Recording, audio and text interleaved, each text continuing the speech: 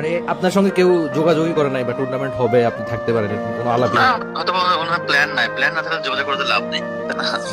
স্বাভাবিক, প্ল্যান থাকলে না যোগাযোগ করবে।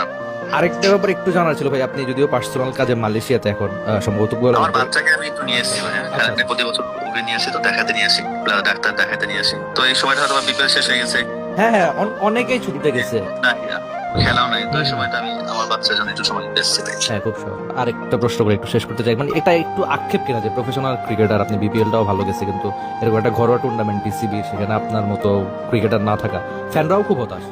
না, বিষয় হচ্ছে ভাই, যে লোক আপনাকে ইম্পর্টেন্স দিবে না তাদের জন্য তো আপনি করে লাভ নাই, তাই না? আচ্ছা আচ্ছা। কারণ আপনার বাসার লোকজন, যে বড় লোকজন তাকে আপনাকে ইম্পর্টেন্স দিচ্ছে না, তো তাদের জন্য তো আপনার আর আবেগ হওয়ার কিছু না, আপনার নিজের লাইফ নিজে লিড করতেছেন, এর চেয়ে বড় আর কি কি হতে পারে আর কি। এটা নিয়ে আমি আমার সাথে কারো কোনো মানে কোনো আবেগও নাই। আবেগ বলতে আমার তো এখানে কোনো কিছু করার নাই। এখানে আমি আমার কাজ খেলার সুযোগ পেলে খেলবো, নাহলে খেলবো না, শেষ, ঝামেলা ক্লিয়ার। কারো তো যে দুয়ারে যে বলবো না যে ভাই আমার খেলার বা কেন খেলতে পারছি না, কেন হয়েছে, এটা আমার ক্যারেক্টারে নাই।